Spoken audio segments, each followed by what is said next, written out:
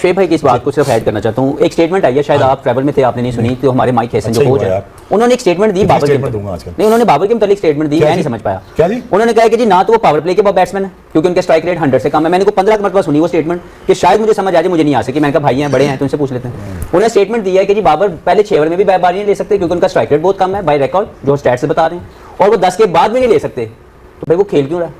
पहली बात तो यार ये बाबर को डिसाइड करना था, ये फॉर्मेट मेरा है ही नहीं। जरा माइक हैसन की तरफ आप जरा लेके आऊं, उसकी बातें जरा करूं, क्योंकि वो प्रेस कॉन्फ्रेंस में जिस किस्म की बातें कर रहा है, या वो आपको याद है कि लास्ट मैच में नमीबिया के डगआउट में जिस तरीके से उसने जो हरकतें की हैं, तो वो पता नहीं शायद अपने आप को क्या समझने लग गया कि मैं कितना बड़ा कोच बन गया हूं, मैं क्या हो गया हूं। यहाँ से ऑनेस्टली कोच का पता चलता है कि किस सोच का मालिक है। बहुत ही वीक कोच है जो कि डिसीजन नहीं ले सकता सिर्फ प्रेशर में आके। ठीक है ना भाई, आप जो राइट कॉम्बिनेशन है आप उस राइट कॉम्बिनेशन को खिलाओ ना। आज भी सिचुएशन ये बता दिए, चले माना कि बैटिंग ठीक नहीं चल रही, शायद ये भी वजह है, बट स्लॉट्स किन पोजीशन पे करना है। मैं समझता हूं बाबर आजम नंबर 4 पे उनकी जगह नहीं बनती है अनफॉर्चुनेटली, इसलिए कि देखें आज भी सिचुएशन ये हुई। बाबर आजम के बारे में उन्होंने अभी पीछे बोला है कि बाबर आजम का पावर प्ले के अंदर कोई रोल नहीं है, और फिर उन्होंने ये भी बोला है कि 12 ओवरों के बाद 10 ओवरों के बाद भी उनका कोई रोल नहीं है, तो बीच में बचते हैं 4 ओवर। उस 4 ओवर में उनका रोल है, उनको इस्तेमाल करना है। और फॉर एग्जांपल आज अगर मैच ही 12 ओवर का हो जाता फिर रोल कहां था? फिर बाबर आजम का क्या रोल? हमने कल भी बात की है, हमने परसों भी, पिछले यकीन जाने ताबिश भाई बहुत अरसा बाबर पे बात नहीं सालों से कर रहे हैं। नहीं, पीछे बहुत अरसा हमने स्पेस दिया सारी चीजों का। I feel sorry for him to be honest. अब आगे जो है ना, मुझे जेन्युइनली भी बुरा लगता है। अरे आमिर भी कल माइक हैसन ने ये बात कह दी है कि बाबर नंबर 4 पर ही रहेंगे, जो उनका रोल है हमें अच्छी तरह पता है। तो ये अच्छा ना होता कि साइम जो इतनी देर से स्ट्रगल कर रहे हैं उनको नंबर 4 पर भेजते जब बाबर कंफर्टेबल, उसकी 3 सेंचुरीज भी हैं। देखिए सबसे जो मैंने ये बड़े गौर से इनका जो है प्रेस कॉन्फ्रेंस सुनी है, मसला ये है कि आपने उनको क्वेश्चन कर दिया, जो उसका जवाब है उसका आपने काउंटर क्वेश्चन नहीं किया। अच्छा, बाबर का एक थोड़ा सा मैं कहना चाहूंगा, हो सकता है क्योंकि बड़े अरसे से हम प्रोग्राम कर रहे हैं 4 नंबर पे नहीं होना चाहिए, और तकरीबन हर कोई यही कह रहा है।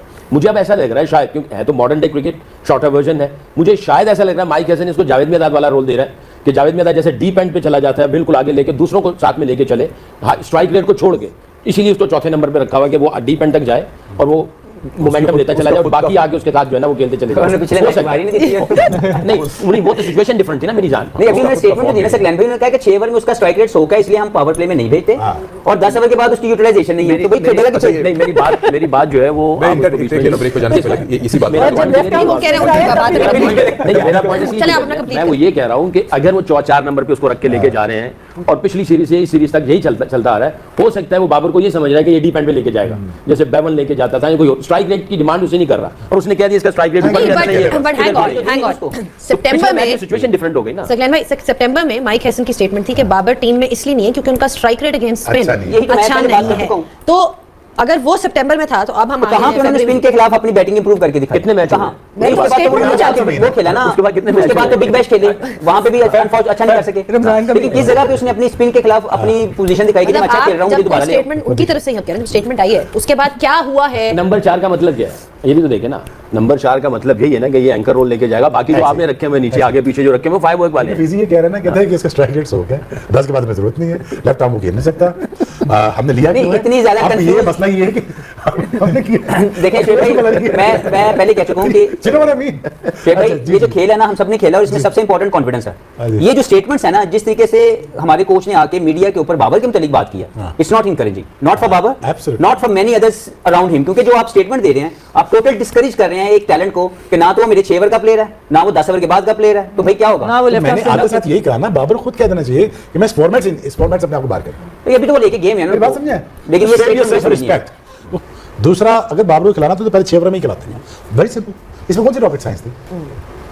लेकिन इस पे वो राजी नहीं है। कौन ये कह रहे हैं? कोच ये कह रहे हैं कि वो 4 पे खेल रहे हैं, हमने उनको रोल बताया हुआ है, उस रोल को खुद डिफाइन कर रहे हैं। उस रोल कि पहले होते ही नहीं, मैं खुद अगर वो खेलना है तो उसको पहले 6 ओवर ही खेलना है। हमने यही काफी मतलब बात की कि अगर बाबर खेलते हैं तो टॉप 3 में खेलते हैं, अदरवाइज उनकी टीम में 4 जगह नहीं। बिलीव यू मी, पिछले 2 हफ्ते से ना यही डिस्कशन चल रही है हमारे से, यही डिस्कशन चल रही है। शेख भाई से पूछ लें, शायद इनको समझ आ जाए। ये हम हर प्रोग्राम में डिस्कस कर करके ना लिटरली वही वाला सीन होगा। आप जो डिस्कस करोगे ना, अल्लाह की कसम सब उसका उल्टा करेंगे। प्रेस कॉन्फ्रेंस जो हुई कल, उसके ऊपर जो उसने बातें की बाबर आजम के बारे में, वो ये बात की कि जी वो सर्किल में बैटिंग नहीं कर सकता, उसका स्ट्राइक रेट जो वो 100 का स्ट्राइक रेट है। भाई मैं आपको ये बता दूं कि आपकी कोचिंग बिल्कुल फारिग है, ठीक है। आप 2014-15 में न्यूजीलैंड की टीम के जब हेड कोच थे, उसके बाद आपको किसने लिया ये हम सबको पता है, ठीक है। थोड़ी सी वर्किंग करके आ जाया करो। एज अ ओपनर ही उसने 4500 रन किए हैं भाई, समझ आ गई? ये जो थोड़ा चश्मा पहना है उसको जरा चश्मा सही लगाओ, जरा उसकी रिकॉर्ड तो देखो। एज अ ओपनर उसने 4500 रन किए। आपके पास इतना बड़ा नाम, आप उसकी बेइज्जती किए जा रहे हैं, समझ आ गई? क्योंकि आपके आने की वजह से उसका वो जो हाल हुआ है, आपने आके पूरी टीम की बर्बादी फेर दी। स्ट्राइक रेट जिसमें बाबर आजम भी है। इतने अच्छे तरीके से वो बंदा खेलता था, इतनी रेपुटेशन थी, और तुमने आके सारी उसकी बर्बादी कर दी। अब तुम कह रहे हो एज ओपनर नहीं खेल सकता। चौथे पे आप लोग उसको खिला रहे हैं, चौथे पे उसका काम ही नजर नहीं आता। सिर्फ एक ही सूरत में चौथे नंबर पे उसका काम नजर आता है। ऊपर से 2-3 प्लेयर आउट हो गए तो उस पर वो थोड़ा सा लेके चलेगा मैच, उसमें कोई अपने 30-40-50 रन कर गया तो कर गया, वरना तो जो सिचुएशन मुझे टीम की नजर आ रही है, अगर टीम ने 8 ओवर में 10 या 10 ओवर में 100 रन कर दी तो उसमें बाबर आजम का नंबर ही नहीं आएगा। आपने तो ये प्लान किया हुआ है, क्योंकि सलमान भी ये कह चुका है। तो बात सीधी है कि भाई अपने प्लेयर्स को रिस्पेक्ट देना सीखो। वैसे तो तुम आके मीडिया में बड़ी सच्ची बातें करते हो, साइम अयूब की बातें तुमसे होती हैं, तुम उसके ऊपर आते ही नहीं, क्योंकि जाहिर बात है तुमने ये बोला हुआ कि यार जी पाकिस्तान का दुनिया का सबसे बड़ा ऑलराउंडर है, और इसको तुमने ऑलराउंडर बनाने की कोशिश की, बैटिंग तो तुमने सारी बर्बाद कर दी। अब जब भी साइम का सवाल तुमसे होता है तुम कहते हो कि जी मैं मतलब वो सब रन करता है, सब किधर रन करता है, कहां रन करता है, कौन सी कोचिंग है तुम्हारी, किधर रन करता है, हमें तो नजर नहीं आ रहा। हमें तो सिर्फ ये नजर आता है कि भाई जब आप कोचिंग स्टाफ में नहीं आए थे, उससे पहले जब वो बैटिंग कर रहा था तो दुनिया के बड़े बड़े प्लेयर उसकी बात कर रहे थे, यार क्या टैलेंट आया पाकिस्तान की टीम में। और जब से तुम जैसा फारिग हेड कोच आया, तुमने उसको भी फारिग कर दिया और बॉलिंग में तुमने लगा दिया। आप किससे डर रहे हो मुझे ये बताओ? आप मीडिया से, सोशल मीडिया के, ये देखते हो हर वक्त मोबाइल हाथ में होता है क्या? ओ भाई, जो बेहतर कॉम्बिनेशन है अगेंस्ट एनी ऑपोजिशन, आप अपने प्लान्स चेंज कर सकते हो। इंडिया ने अपनी एग्जांपल दिखा दी अगेंस्ट पाकिस्तान।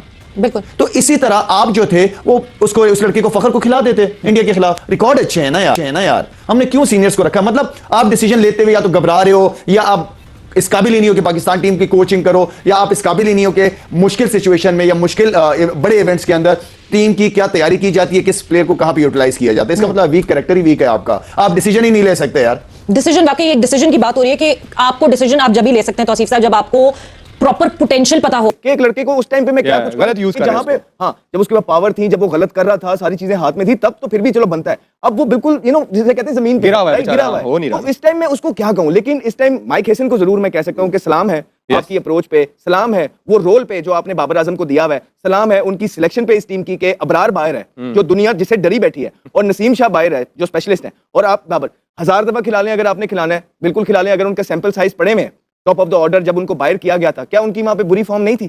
जान के थोड़ी वो कर रहे हैं, लेकिन बुरी फॉर्म तो थी, बाहर हुए। फिर तीसरे पे क्या बुरी फॉर्म नहीं थी जब उनको ड्रॉप किया था, फिर बगैर परफॉर्मेंस के लेके आए। ये सारी चीजें से इसकी वजह से ही तो वो चौथे पे कहीं एडजस्ट कर रहे हैं। मेरा मानना है कि आप बाबर आजम के साथ भी ज्यादती कर रहे हैं, लेकिन अब आके उनसे ज्यादा अब मुल्क के साथ ज्यादती कर रहे हैं कि एक प्लेयर को एडजस्ट करने के लिए, शायद थोड़ी सी सोशल मीडिया की हेट के लिए आप ये डिसीजंस लेते जा रहे हैं। हम फिर यानी कि गलत कर रहे हैं कि 2 साल से इस कौम की आंखें खोलने की कोशिश कर रहे हैं। अब जब कौम की भी आंखें खुल रही हैं, लेकिन अब आपकी आंखें नहीं खुल रही हैं, तो पता नहीं फिर आप जैसा करना चाहते हैं वैसे कर लें, लेकिन अब हम नहीं बात करेंगे उस पर, क्योंकि वो भी एक खास तरह से परसीव किए जाते हैं नंबर 4 पे कि बस उनकी रेंज यही रहेगी, और इस वक्त रेंज हमें चाहिए है 15 एंड ओवर, तो शायद बाबर आजम वो रेंज ना पा सकें। सो ये उनके साथ जाती भी है, और नंबर 4 पे आप वेस्ट भी कर रहे हैं एक बल्लेबाज को। सो अगर साइम अयूब इसी तरह से उन्होंने खेलना है और फेल होना है बल्ले के साथ, तो शायद बाबर आजम से आप ओपन करा दें, एटलीस्ट आपको वो एक पार्टनरशिप दिलवाएंगे, और उसके बाद फिर आप जितने भी आपके बिग स्ट्राइकर्स हैं वो आ सकते हैं और टेक ओवर कर सकते हैं। सो एक ये थॉट है, और इसके ऊपर पाकिस्तान को जरूर सोचना चाहिए। इनसे पूछना चाहिए था हैसन से, बाबर आजम का रोल क्या है, आपने उसको क्या रोल दिया हुआ है, किस रोल के तहत आपने टीम में उनको शामिल किया हुआ है। ना उनको पता ना बाबर को पता। बिल्कुल, हम यहाँ पे बैठ के डिस्कस कर रहे होते हैं बाबर को क्या करना है, क्या नहीं करना चाहिए। अब वो जो कह रहे हैं उन्होंने रोल दिया हुआ है, मुझे तो नहीं लगता कि किसी प्लेयर को भी रोल दिया हुआ है। बिल्कुल, मेरा ख्याल है इन्होंने रोल ही दिया है। बिल्कुल पंजाबी वाला। हाँ।